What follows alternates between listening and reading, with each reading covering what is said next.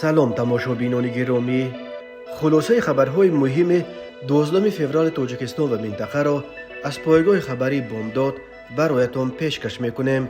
شروع میکنیم از یک نگاه کوتاه به سرخط خبر مهم روز در این برنامه. آذربایجان جنگجوی تاجیک مامور یوسپوف را به مقامات تاجیکستان سپرد.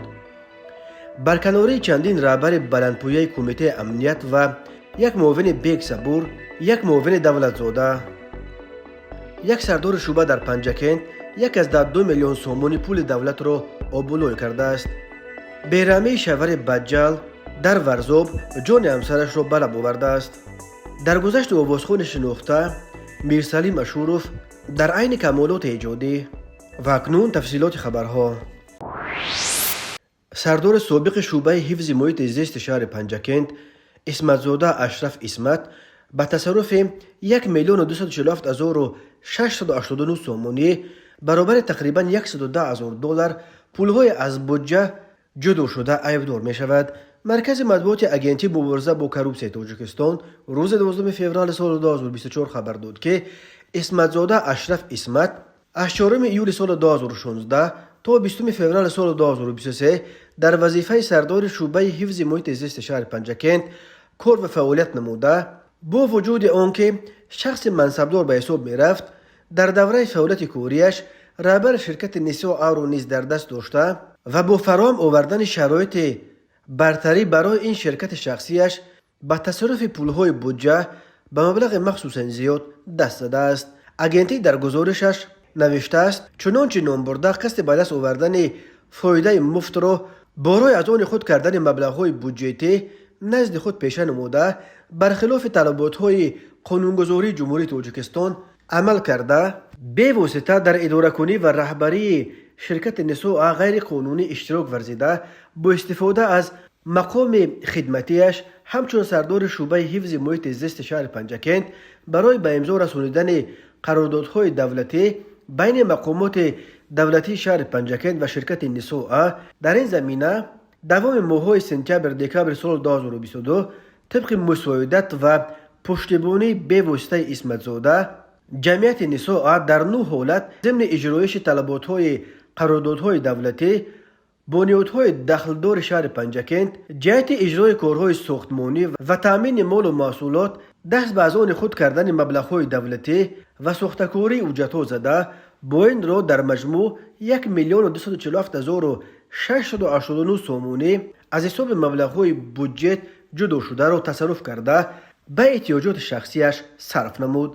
اگنتی گفت وابسته به این حالت‌ها نسبت به اشرف اسمتزاده پرونده جنایتی با ماده 245 قسم 4 بند ب 318 323 و 340 قسم 2 بند ا کودکس جنایتی جمهوری تاجیکستان آغاز گردیده با گذرانیدن عملهای ضروری مرافعوی پرونده جنایتی با تصدیق فکر عیبدار کنی به سود ارسال کرده است.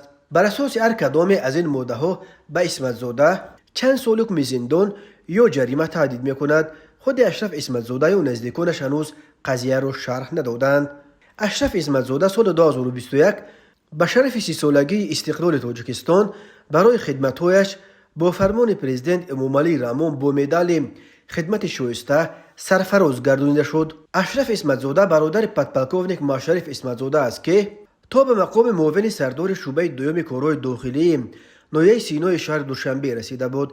در تیر ماه سال 2021 4 مقام بلندپایه نهادهای حفظ حقوق این ناحیه سردار شعبه وزارت کارهای داخلی 2 در ناحیه سینا ظفر اسماعیل زاده، معاون اول دادستانی ناحیه سینا سهراب سلیم زاده، معاون سردار شعبه وزارت کارهای داخلی 2 ناحیه سینا مشرف اسمتزاده و پدپلکوونیک شکور رحیموف، معاون سردار شعبه تفتیشات شعبه وزارت کارهای داخلی 2 ناحیه سینا که تا رسانیدن به مرحله اوف مفتش نخستین قضیه عذاب و عقوبت مدینه محمدجانو بوده است.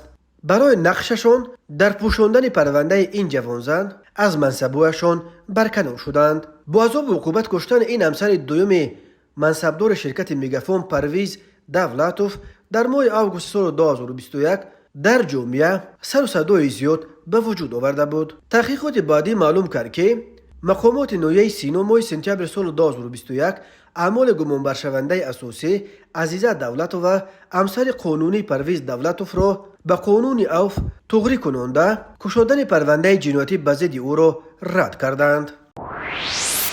خدمات مطبوعات پرزیدنت تاجیکستان خبر داد که پرزیدنت امامعلی رحمان روز 9 فوریه سال 2024 کادرهای را که از حساب جوانان کاردان و لیاقتمند در وظیفه‌های سرداران ریاست‌های کمیته دولتی امنیت ملی جمهوری تاجیکستان تعیین گردیدند برای صحبت به حضور پذیرفته جهت تکمیل سطح زباندهی، اجرای صادقانه وظیفه‌های خدمتی، تامین امنیت و ثبات و ولایت قانون در مملکت دستور و سپارش‌های مشخص داد.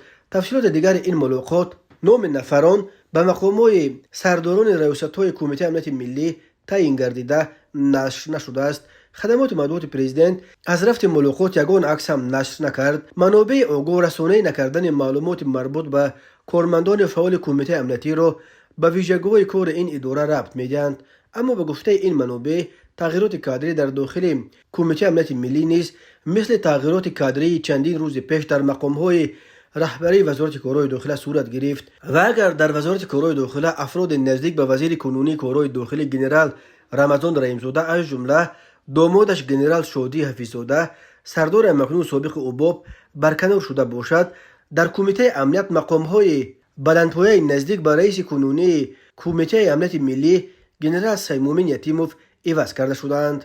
چند روز پیش خبر آمده بود که جنرال نصرت الله میرزازاده هم از مقام معاون رئیس کمیته امنیت ملی آزاد و سردار ریاست امنیت ملی ولایت ختلان تعیین شده است. قرار معلوم پرزیدنت امامعلی رحمان روز 19 ینور رهبران قریب همه نیروهای امنیتی و انتظامی ولایت ختلان را از منصب‌هایش برکنار کرد. روز 9 فوریه امامعلی رحمان همچنین با امضای قرارهای حکومت الهام جان عطایف را از مقام معاون سردار خدمات علاقه و جلال الدین پیریف را از وظیفه معاون اول رئیس کمیته دین، تنظیم، عنعنه و جشن و مراسم نزد حکومت جمهوری تاجیکستان آزاد کرد. الهام جان عطایف در نشست خبری خدمات علاقه با خبرنگاران به جای سردار خدمات بیگ صبور صحبت میکرد. هم پیری و هم عطایف به سبب به کار دیگر گذاشتن برکنار شدند، ولی درباره به کدام کار دیگر گذاشتن آنها معلومات نشر نشده است. امامعلی رحمان روز 9 فوریه همچنین پرویز محمدزاده را از مقام معاون سردار مرکز تحقیقات استراتژی و دلشاد ابراهیم زاده را از مقام معاون رئیس کمیسیه عالی ادیساسونی برکنار و مومن شریف زاده را به جای ابراهیم زاده تعیین کرد. مومن شریف زاده تا چند روز پیش رکتور دانشگاه تجارت، حقوق و سیاست در خوجند بود. دادستانی کل آذربایجان روز 2 فوریه سال 2024 خبر داد که درخواست دادستانی کل تاجیکستان در مورد به دوشنبه سپردن یوسفوف مامور اکراموویچ سال تولدش 1976 شهروند تاجیکستان را که به اشتراک غیر قانونی در حیات گروه‌های مسلح در قلمرو کشورهای دیگر ایمدار می شود قانع گرداند. بنا به اطلاع دادستانی مامور یوسفوف ماه ایول سال 2023 در قلمرو آذربایجان دستگیر شده تا بررسی پرونده استردادش 7 ماه باز در حبس قرار داشت. بر اساس پیمان 7 اکتبر سال 2002 امضا شده درباره کمک حقوقی و مناسبت‌های حقوقی عاید به پرونده‌های شهروندی، عائلوی و جنایتی در مورد استرداد عیبدار شونده قرار قبول کرده شد و او را با همراهی کنوای مخصوص خدمات زندان‌های وزارت عدلیه آذربایجان به دست مقامات صلاحیت‌دار تاجیکستان سپردند.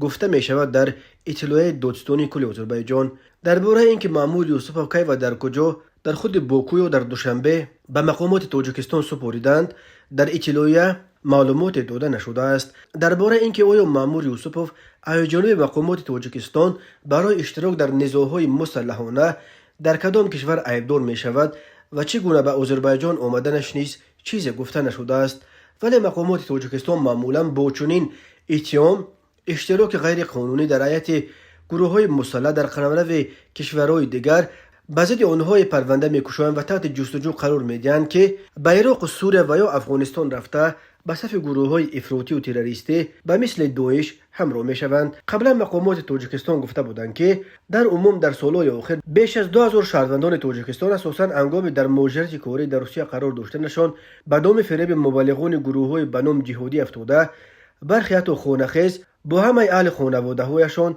به خاور میانه اساساً به سوریه و عراق یا افغانستان رفته به صف گروه‌های جنگجوی به مثل دویش پیوستند. به حساب مقامات امنیتی تاجیکستان تقریبا 400 تن از جنگجویان تاجیک در جریان سرکوب نیروهای دویش در عراق و سوریه کشته شده.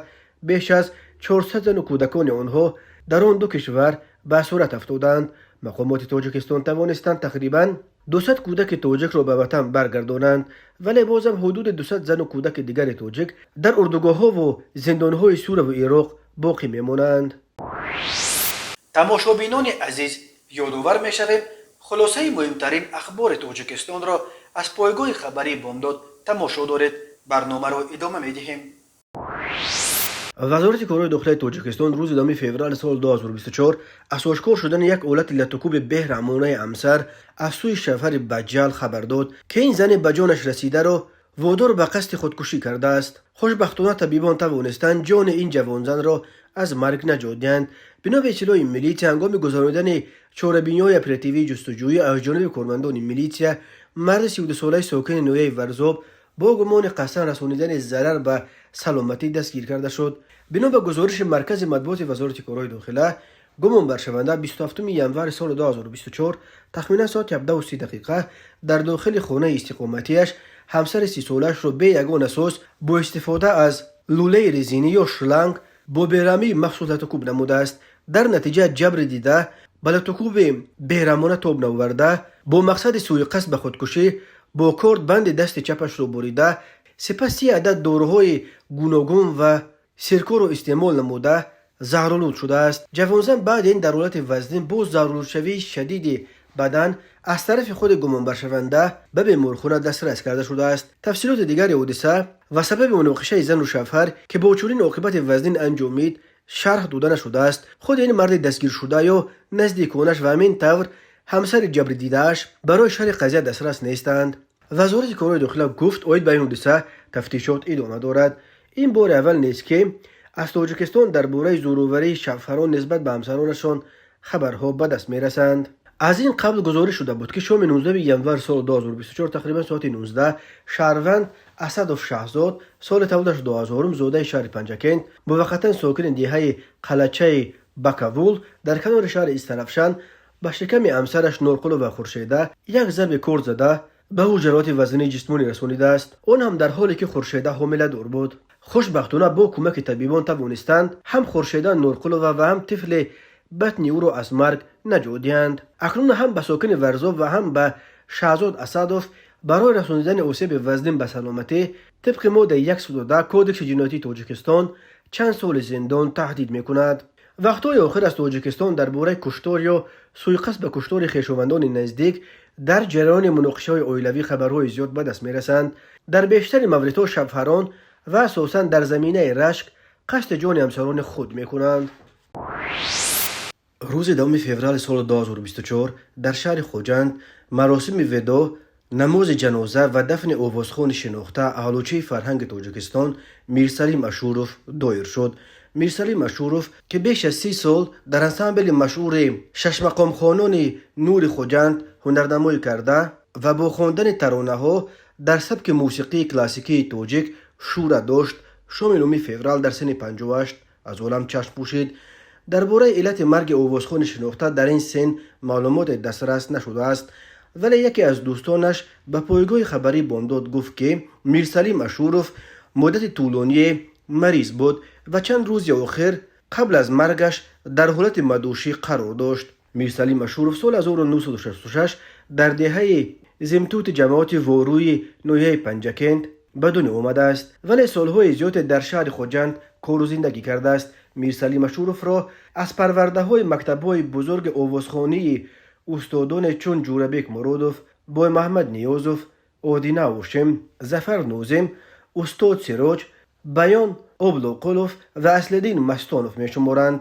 میرسلیم اشوروف به ویژه در خواندن ترانه های شاعران معاصر در سبک موسیقی کلاسیکی مهارت تمام داشت و به دهها شعر استاد روانشاد لایق شیرعلی و دیگر شاعران تاجیک آهنگ بسته است. همکاران مخلصانش در عین کمالات ایجادی در گذشتن میرسلیم اشوروف را تلفات سنگین برای فرهنگ و موسیقی تاجیک می شمارند. مرکز مطبوعات وزارت کارهای داخلی تاجیکستان روز 12 فوریه سال 2024 با نشر دو عکس از جای حادثه خبر داد که شب 11 فوریه ساعت 9:30 در تالار ورزشی ارشد ام در شهر حصار سوختار به عمل آمده است. بنا به اطلاع میلیس سوختار نشانها در پی به جای حادثه حاضر شدند معاین کردند که سوختار داخل تالار ورزشی و بام آن را در مساحت 755 متری مربع فرا گرفته خوف پنشوی آتش به دیگر انشاءات اطراف به میان آمده است. گفته می شود در نتیجه سفربر نمودن قوه و واسطه های موجوده سوختار نشانی سوختار در مساحت اولش در ساعت 9:28 به پررگی خاموش کرده شد. به صورت عموم جریان فرو نشاندن سوختار در تالار ورزشی ارشد ام قریب 2 ساعت را در بر گرفته است. وزارت کارهای داخلی گفت سبب سوختار بر اساس نتیجه های سنجش پیشکی نادرست استفاده بردن بخاری بوده است. حجم ضرر رسیده شده بر اثر این سوختار از جانب گروه کاری معاین کرده می شود. گفته شده است در خبر مرکز مطبوعات وزارت کارهای داخلی نظر مالکان تالار ورزشی ارشد ام هنوز دسترس نیست. معلوم نیست که آیا هنگام سوختار در تالار ورزشی کسی بود یا نه. در این باره هم که آیا کسی در این حادثه آسیب دیده است یا نه در خبر چیزی گفته نشده است. در نیمه اول سال 2023 در تاجیکستان 581 سوختار ثبت شده. در این حادثه های ناخوش 18 نفر از جمله 9 نابالغ به هلاکت رسیده. مال و ملک دولت و مردم به مبلغ 9,376,000 سومانی به کام آتش رفته است. سال 2022 در جمهوری 1262 حادثه سوختار 19 نفر جان باخته. این حادثه ناخوش به دولت و مردم به مبلغ 58,716,000 سومانی ضرر رسانیده بود. ریاست کارهای داخلی شهر دوشنبه روز 12 فوریه سال 2024 از بازداشت 3 راننده برای تشکیل حرکت گروهی و خطرزا در مراسم توی خبر داد. صحنه 11 فوریه در شبکه‌های اجتماعی نوار نشر گردید که در آن لحظه حرکت گروهی و دغلانه ویران نمودن قاعده‌های حرکت در راه از جانب یک گروه رانندگان انعکاس یافته بود. در نوار هم چنین دیده میشد که 3 جوان خود را از تیره‌های پاولوی ماشین تمغه اوپل به بیرون برآورده حالت خطرناک را به وجود آوردند. وابسته به حالت مذکور از جانب کارمندان میلیس پایتخت و ریاست بازرسی دولتی اتومبیلی یک قطار چاره‌بینی‌های سنجشی گذرانیده شده. در نتیجه معاین کرده شد که این حادثه در حدود جماعت دیهات قرطاق شهر ترسونزاده رخ داده. رانندگان در نوار انعکاس یافته و مسافران آنها هنگام اشتراک در مراسم توی به چنین قاعده ویرانکنی دست زدند. وابسته به این رانندگان ماشین تمغه اوپل رقم‌های قید دولتیش 0101 AP07 امیرجانوف حاکم جان، ماشین تمغه کیه رقم قید دولتیش 6400 AU01 شادیزاده رستم و راننده ماشین تمغه تویوتا رقم قید دولتیش 8889 AR01 نور فریدون بازداشت کرده شده. واسطه های نقلیات آنها به جریمه‌گاه موقتی دسترس کرده شد. همزمان نسبت به نامبردگان طبق طلبات ماده 328 کودکس حقوق ویرانکنی مأموری جمهوری تاجیکستان پروتکل مأموری ترتیب داده شده. جهت قبول قرار قانونی به دادگاه ارسال کرده شد.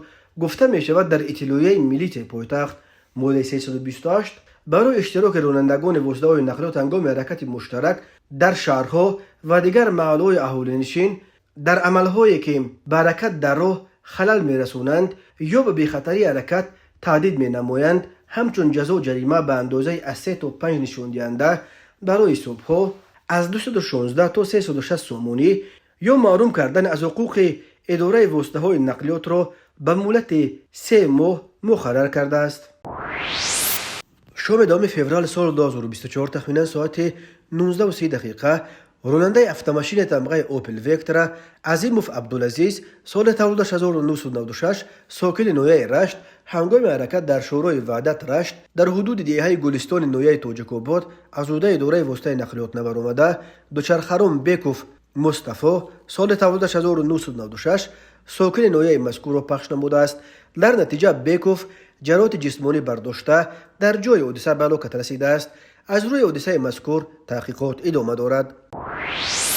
به شعبه وزارت کارهای داخلی یک در نویه فردوسی عریضه مرد 62 ساله ساکن نویه دنغره وارد گردیده است که دوام ایون سال 2015 مرد 45 ساله ساکن شهر دوشنبه با روی فریب به باوریش در آمده از او 263 سر گوسفند را به مبلغ 665 سومونی خریداری نموده چاروای مذکور را فروخته مبلغ‌های به دست آورده‌اش را به منفعت شخصیش صرف نموده است. اینچنین گمان برشونده با روی فریب به باوری مرد 54 ساله ساکن نوع دنغره در آمده از او 209 سر گوسفند را به مبلغ 523 هزار سومونی خریداری نموده چاروای مذکور را فروخته مبلغ‌های به دست آورده‌اش را به منفعت شخصیش صرف نموده است. همزمان به شعبه وزارت کارهای داخلی 2 در نوع سینا عریضه مرد 50 ساله ساکن شهر دوشنبه وارد گردیده است که ماه مارس سال 2022 در کوچه نوایی پایتخت مرد 30 ساله ساکن شهر دوشنبه با روی فریب به باوریش در آمده برای به تجارت مشغول شدن از او 25500 دلار آمریکایی گرفته وعده داده است که آنها را در مدت کوتاه برمیگرداند، اما مبلغ‌های به دست آورده‌اش را به منفعت شخصیش صرف نموده تا حال برنگردانیده است. اوید بین حادثه‌ها تفتیشات ادامه دارد. تماشابینان عزیز و گرامی، این بود مرور به خلاصه چند خبر مهم امروز تاجیکستان. خبر و گزارش‌های بیشتر از تاجیکستان و درباره تاجیکستان و اطراف آن را در سامانه پایگاه خبری بامداد در این نشانه پیگیری نمایید: www.bomdad.com. خوش باشید.